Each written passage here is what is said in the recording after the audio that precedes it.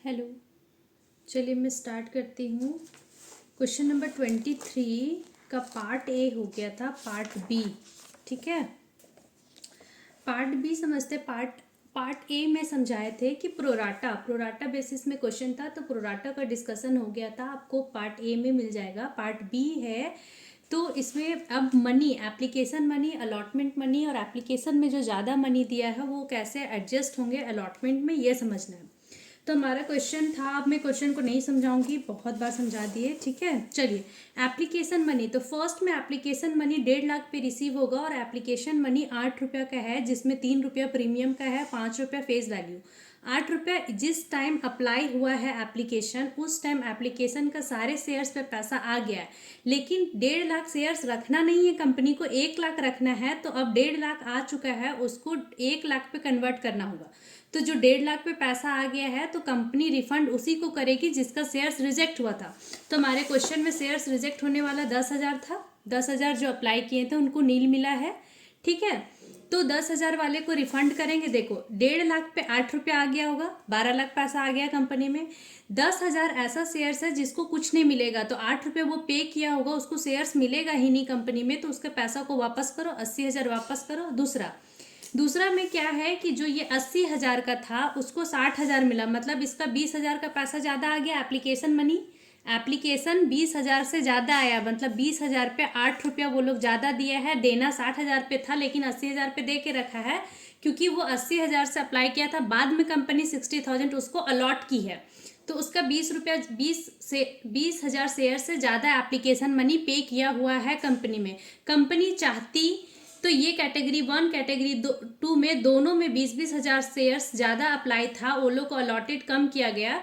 तो अप्लाइड पे वो लोग एप्लीकेशन मनी पे किया था, तो कंपनी सिंपल चाहती तो ये 20,000 पे 8 रुपया, दूसरा केस में भी 20,000 पे 8 रुपया वापस कर देती।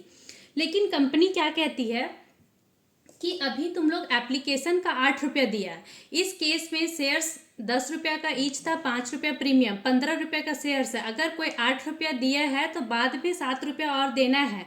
इस पर्टिकुलर क्वेश्चन में एप्लीकेशन और अलॉटमेंट एक साथ है, तो बाद में फर्स्ट कॉल और सेकेंड कॉल एक साथ हो रहा है। तो 8 रुपया आ चुका है, तो 7 रुपया और कंपनी कॉल करेगी।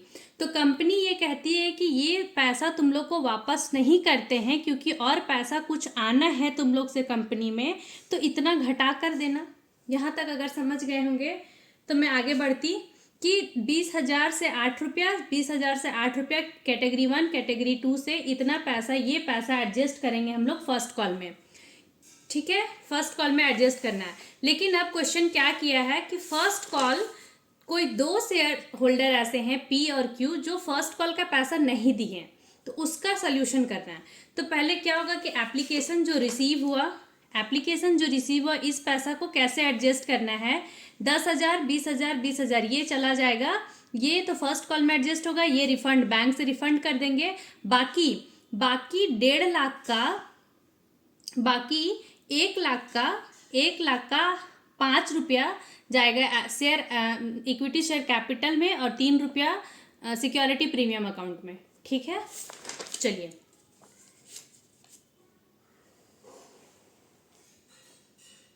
ठीक है, चलिए दूसरा फर्स्ट कॉल में अब देखते हैं कि क्या था क्वेश्चन, क्या बोल रहा था। P who belongs to first category was allotted 300 shares, failed to pay the first call money। 3,300 shares allotted है, तो इसका कुछ अप्लाइड होगा, वो मैं बताई थी कि अप्लाइड और अलॉटेड को कैसे कैलकुलेट करते हैं। पी का अप्लाइड 400 है एंड क्यू का अप्लाइड 300 है। ठीक है, तो ये लोग अप्लाइड पे एप्लीकेशन मनी दे रखा होगा कंपनी में। अब ये लोग का एप्लीकेशन मनी अप्लाइड पे है और अलॉटेड पे फर्स्ट कॉल नहीं पे किया है, तो ये लोग कहेगा ना उस शेयर्स पे एप्लीकेशन का मनी हम लोग दिए हैं और ज़्यादा दिए हैं, तो उसके अनुसार फर्स्ट कॉल नहीं पे करे, तो उतना कम पे किया। मतलब देखो फर्स्ट कॉल अब 1 लाख पे शेयर्स आ गया ना, 1.5 लाख का तो एप्लीकेशन के टाइम सेट ऑफ कर दिए, 10,000 को रिफंड कर दिए, और 20,000 का एक्स्ट्रा पैसा को फर्स्ट कॉल में यूज़ करना। 20,000 दो कैटेगरी का है, मतलब कि 3,20,000 पैसा को हम लोग को फर्स्ट कैटेगरी में फर्स्ट कैटेगरी सेकेंड कैटेगरी का 3,20,000 फर्स्ट कॉल में यूज़ होने का ये पैसा है। ठीक, अब क्या करना है कि अब शेयर्स 1,00,000 पे आ गया। 1,00,000 पे 7 रुपया फर्स्ट कॉल था, जिसमें से 2 रुपया हमारा प्रीमियम है, 5 रुपया फेस वैल्यू, तो 7,00,000 रुपीज़ आता। लेकिन एप्लीकेशन में कुछ पैसा ज़्यादा है, तो excess application and allotment money used in first call में यूज़ कर लो। इतना पैसा पहले से शेयर होल्डर दे के रखा है और इतना देना है, तो इसको घटा के देगा। इतना देता, लेकिन क्या हुआ, पी और क्यू है, वो लोग फर्स्ट कॉल का पैसा दिया ही नहीं, तो और कोई नहीं दे रहा है, मतलब कुछ और शेयर से पैसा नहीं आ रहा है, तो पी और क्यू नहीं दे रहा है। पी का है 300 शेयर्स, क्यू का है 200 शेयर्स और 7 रुपये फर्स्ट कॉल। इतना हम लोग कर देते कि माइनस कर दो, नहीं। लेकिन क्या करना है कि इतना नहीं दे रहा है, लेकिन इतना नहीं देने के बदले इसमें से भी वो लोग कुछ पैसा दे रखा है। क्यों? क्योंकि एप्लीकेशन में ये लोग 300 का 400 अप्लाई किया था, 200 का 300 अप्लाई किया था, तो अप्लाई पे एप्लीकेशन मनी ये लोग दिया है ना, तो ये लोग एप्लीकेशन मनी दिया है, वो हम लोग को फर्स्ट कॉल में यूज़ करना था, तो ये लोग का भी तो कुछ होगा ना। तो ये लोग का कैलकुलेट कैसे करेंगे, देखो ये लोग का कैलकुलेट कैसे करना है। जो 400 पे था वो 8 रुपया दिया, जो 300 पे था वो 8 रुपया दिया। ये लोग का सिक्योरिटी प्रीमियम अकाउंट में जाएगा, तो सिक्योरिटी पैसा घटा दो, सिर्फ एप्लीकेशन का पैसा यहाँ लेते हैं। ठीक है, तो एप्लीकेशन का पैसा इसका इतना है, इसका इतना है, टोटल इतना 4100 हुआ। रुक जाओ, देखो 4100, देखो क्या करना था, ये एप्लीकेशन मनी इतना पे दिया, ये दिया, इसका एप्लीकेशन मनी इतना पे दिया, दोनों का पी और क्यू अप्लाइड पे, लेकिन चाहिए कितना, अलॉटेड पे चाहिए था 4,000 चाहिए था, ये लोग एक्स्ट्रा 5,600 दे के रखा है। मतलब इस शेयर्स पे जो अप्लाइड था 400 और 300 पे 1,600 रुपया ज़्यादा पे करके रखा है। जैसे कि ये पूरा 3,20,000 में ये पूरा है ना, 20,000 शेयर, 20,000, 40,000 शेयर्स का है ना ये, तो ये 3,20,000 सबका है। तो इसमें से पी का इसमें 400 है और इसमें क्यू का 300 है, तो ये दोनों का कितना कितना हुआ, तो 400 का 8 रुपया और 300 का 8 रुपया दे के रखा, लेकिन देना कितना था, देना अलॉटेड पे था ना, तो देना इतना था और दे के रखा इतना। तो इस पर्टिकुलर शेयर्स में ज़्यादा कितना पे करके रखा है, 1,600 पे करके रखा है। और अब ये 1,600 को हम लोग एडजस्ट करेंगे, यहाँ पे हम लोग एडजस्ट करेंगे, क्योंकि इस दोनों शेयर्स वाले पैसा 7 रुपया नहीं दे रहे हैं 7 रुपया, तो पूरा माइनस कर देते। लेकिन ये लोग कह रहा है ना कि कुछ तो हम लोग एप्लीकेशन में पे करके रखे थे, तो कुछ एप्लीकेशन में पे करके रखा था, वो 1,600 लेस कर दो। क्यों लेस करेंगे, इतना से कम पेमेंट करें, क्योंकि ये 1,600 ऑलरेडी यहाँ लेस है, तो यहाँ दोबारा से लेस नहीं करेंगे। जितना पैसा ये लोग नहीं दे रहे हैं वो 3,500 है, कुछ दे के रखा था, तो ये घटा दो, उसमें से नेट ऑफ नहीं दिया ना, तो ये नेट ऑफ 1,900 नहीं दिया, तो अब फर्स्ट कॉल से पैसा इतना ही रिसीव हो रहा है। ठीक है, मेरे हिसाब से यहाँ तक कोई दिक्कत नहीं होना चाहिए। ठीक, चले आगे, चलिए अब आगे हो गया ये फर्स्ट कॉल का भी। अब हम लोग का है फॉरफीचर और री इशू। ठीक है, फॉरफीचर और री इशू, जर्नल एंट्री करते हैं, क्लियर हो जाएगा। बैंक अकाउंट से एप्लीकेशन मनी आया, इतना आ गया था। एप्लीकेशन का ये मैं बता दी थी, ये शेयर कैपिटल में 5 रुपये ही जाएगा और सिक्योरिटी प्रीमियम में 3, बाकी बैंक और कॉल्स इन एडवांस, क्योंकि ये फर्स्ट कॉल में पैसा यूज हो रहा है जो इसमें वर्किंग नोट में है। अब क्या होगा, अब हम लोग फर्स्ट कॉल का पैसा ड्यू करेंगे। ठीक, फर्स्ट कॉल का पैसा ड्यू करेंगे। क्या है हम लोग का, equity share first and final call to equity share capital. Due तो पूरा से होगा, 1,00,000 इंटू 7 लाख आना था, है ना, 7 लाख आना था। नरेशन होगा being share first call and final call money due, वो मैं नहीं लिखूंगी। इसका पैसा आ रहा है, किस तरह से आ रहा है, बैंक अकाउंट डेबिट टू, अच्छा, share capital to security premium reserve account खोलना होगा। To security premium reserve account, ये 1,00,000 पे 5 रुपया, 1,00,000 पे 2 रुपया, ऐसे जाएगा। ये 5,00,000, ये 2,00,000, क्योंकि इसमें भी प्रीमियम था ना, मैं भूल गई थी। ठीक है, चलो bank account debit to equity share first and final call. Equity share first and final call, यहाँ तक समझ में आ गया। पैसा कितना आएगा? अब ये वाला पैसा आएगा वर्किंग नोट से लिंक कर देना है। ठीक है, चलिए ये पैसा आएगा। अब क्या है, जितना पैसा आया वो नरेशन लिंक। अब फॉरफीचर है, फॉरफीचर करना है। जो दोनों शेयर पैसा नहीं दिया उसका शेयर्स को करना है फॉरफिट। तो वो लोग पैसा दिया कितना, ये करना है। पैसा दिया कितना, पैसा कितना दिया? 400 पे 8 रुपया दिया और 300 पे 8 रुपया दिया। अप्लाइड पे दिया था ना, अप्लाइड पे दिया था, पैसा तो दे दिया ये लोग, लेकिन सिक्योरिटी प्रीमियम का पैसा अलग करो। प्रीमियम का पैसा प्रीमियम में जाना था ही। ठीक है, जितना शेयर से वो लोग का अलॉटमेंट था, अलॉटमेंट वाला अलग करो ना। अप्लाइड का प्रीमियम पैसा यहीं रहने दो, यहीं पे इसी पे। अलॉटेड 200 था, इस पे 300 था, प्रीमियम का पैसा अलग कर दो। 1500 तो रिक्वायर्ड था ही इस शेयर्स पे भी। बाकी ये पैसा और ये पैसा वो लोग दे के रखा है एक्स्ट्रा, मतलब कि इतना पैसा वो लोग पे किया तो पे करके रखा, उस शेयर्स पे कुछ पैसा नहीं दिया, मतलब फर्स्ट और फाइनल कॉल का नहीं दिया, एप्लीकेशन का दिया है। तो जो फॉरफीचर का रूल क्या होता है, अब मैं जर्नल एंट्री का जगह, ठीक है 1 मिनट, यहाँ मैं बता देती हूँ। हाँ देखो, एक कॉन्सेप्ट है, वर्किंग का ही पार्ट है, इसलिए मैं यहाँ बता रही हूँ। फॉरफीचर जब करना है तब समझना है called up, face value, called up, paid up, unpaid. ठीक है, इस केस में फेस वैल्यू है 10, प्रीमियम है 5।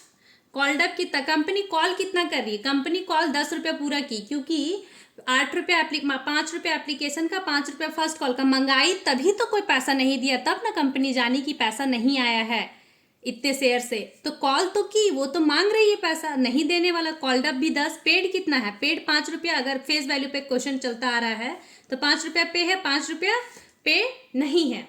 ठीक है, ये अनपेड है। तो जो पेड है, अगर फॉरफीचर हो रहा है तो ये शेयर फॉरफीचर अकाउंट में जाएगा, शेयर फॉरफीचर अकाउंट में जाएगा। पेड वाला, नहीं पे करने वाला, उसके रेस्पेक्टिव नेम से, फर्स्ट कॉल नहीं पे किया तो फर्स्ट कॉल से। ठीक है, कॉल्ड अप से देखना है कि अब शेयर जब री इशू हो रही है, तो अगर यहाँ कॉल्ड अप 10 है, शेयर री इशू हो रही है 12 पे, तो शेयर ज़्यादा पे री इशू हो रही है, तो प्रीमियम पे शेयर री इशू हो रही है ना। तो ये समझने के लिए, अगर शेयर इशू हो जाती इस केस में 7 रुपया पे, तो लॉस पे शेयर इशू हो रही है। ठीक है, चलिए फॉरफीचर का जर्नल एंट्री करते हैं। अकाउंट क्या होता है? शेयर कैपिटल, क्योंकि बाय बैक हो रहा है, इसमें शेयर्स वापस कंपनी वापस ले रही है, तो खरीद नहीं रही है, जब्त कर रही है। ठीक है, share capital to security premium reserve account to share forfeiture account to share first and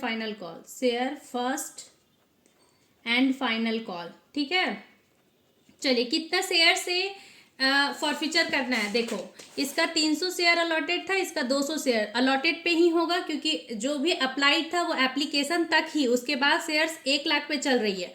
1,50,000 का हम लोग का एडजस्टमेंट हो चुका है, इस 1,50,000 का एडजस्टमेंट हम लोग का एप्लीकेशन टाइम हो गया। अब कंपनी अलॉटेड पे ही काम करेगी, मतलब 1,00,000 पे, तो ये अलॉटेड शेयर ही है, तो 300 200 दोनों 500 शेयर को फॉरफिट करना। दोनों एक ही अमाउंट पे नहीं किया है, फर्स्ट एंड फाइनल कॉल का। तो 500 पे शेयर को कितना पैसा नहीं दिया है? 5 रुपया। शेयर कैपिटल में शेयर कितना का था? 10 रुपया का। अब ये चला जाएगा प्रीमियम 2 रुपया फाइनल कॉल वाला। शेयर फॉरफीचर में कितना का पे आया वर्किंग नोट से, क्योंकि ये लोग अप्लाइड पे करके रखा था ना, ये वाला 4100, ये समझना अच्छे से। 400 पे पी 8 रुपया दे दिया, लेकिन उसका सिक्योरिटी प्रीमियम रिक्वायर्ड कितना का था? 300 पे। इसको अलग करो, 308 रुपया पे दिया, क्यों? उसका रिक्वायर्ड था 200 पे 3 रुपया, प्रीमियम अमाउंट 3 रुपया था एप्लीकेशन के टाइम पे। तो ये दोनों को घटाना है, इतना पैसा वो लोग पे करके रखा है, तो पे करने वाला शेयर फॉरफीचर में जाता है।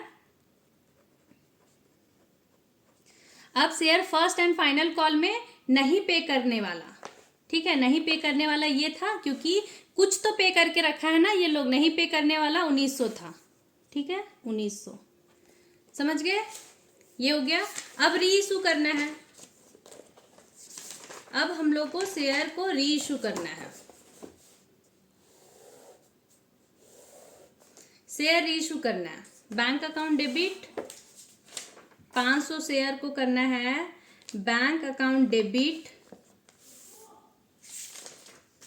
करना है reissue bank account debit to equity share. Equity share जा रहा है इक्विटी शेयर कैपिटल, लेकिन प्रीमियम पे, तो to security premium reserve account. कितना, 500 शेयर को 12 रुपया में कर रहे थे, देखो 500 शेयर्स को 12 रुपया में री इशू कर रहे हैं, ठीक है। 500 शेयर्स इंटू 12 6000, 500 शेयर्स इंटू 10 रुपये का फेस वैल्यू है, 500 इंटू 2 रुपये का प्रीमियम, 5000 और 1000 शेयर री इशू हो गया। नरेशन खुद से लिख लेना है, ठीक है। चलिए री इशू हो गया। अब ये एक चीज़ ये देखना है कि ये जो शेयर फॉरफीचर में पैसा था वो क्या री इशू करने के टाइम यूज़ हुआ है? नहीं। क्यों? क्योंकि शेयर खुद री इशू हो रही है तो वो प्रीमियम पे हो रही है, तो प्रीमियम पे री इशू हो ही रही है। अगर लॉस पे इशू होता, मैं बताई थी कि अगर शेयर्स यहाँ पे इस केस में 7 रुपये में री इशू होती तो 3 रुपये का लॉस था, तो लॉस का पैसा इससे एडजस्ट करता है। अगर दूसरे क्वेश्चन में आता है तो मैं वहाँ बता दूंगी, यहाँ पे नहीं आया। तो इस शेयर फॉरफीचर का पैसा को ट्रांसफ़र करो कैपिटल रिजर्व में, ठीक है। Share forfeiture account to capital reserve. वो जो पैसा 4100 पड़ा है वो इधर भेज दो, रिजर्व में ट्रांसफ़र कर दो, ठीक है। Being the balance share forfeiture transfer to capital reserve, ठीक है। होप ये क्वेश्चन समझ में आ गया होगा। मैं एक बार फिर से पूरे सोल्यूशन को दिखा देती हूँ। ये वर्किंग नोट है, ठीक है। ये रफ वर्क है, ये नहीं चाहिए वर्किंग नोट में, ये वर्किंग चाहिए। और ये अपने हिसाब से देखना है कि ये अप्लाइड अलॉटेड ये चाहिए, चलो ये चाहिए, ठीक है, ये नहीं चाहिए। और ये एप्लीकेशन मनी ये चाहिए, ये वर्किंग चाहिए, ये नहीं चाहिए। ये पूरा पार्ट रफ है, ठीक है। ये वर्किंग नोट रिक्वायर्ड है, ये बहुत इंपॉर्टेंट है, ये बहुत ही इंपॉर्टेंट पार्ट है। फिर ये जर्नल, हमारे केस में बुक पे क्या किया है, बैंक का जितने भी जर्नल एंट्री था वो लोग नहीं किया, डायरेक्ट बैंक अकाउंट में ट्रांसफ़र कर दिया। तो मैं बैंक लेजर अकाउंट दूसरे क्वेश्चन में बनाऊंगी, इस पे नहीं, क्योंकि सारे बैंक वाला बैलेंस को ट्रांसफ़र करना है बस, और कुछ नहीं करना है। क्वेश्चन आंसर बहुत लेंदी हो जाएगा, इसलिए इस केस में बैंक अकाउंट में बनाऊंगी ही नहीं, ठीक है। बाकी ये सारा सोल्यूशन है, जर्नल एंट्री है, ये वर्किंग है, एक बार देख लेना, ठीक है। मेरे हिसाब से ये हो गया, ठीक है। चलिए मिलते हैं नेक्स्ट क्वेश्चन।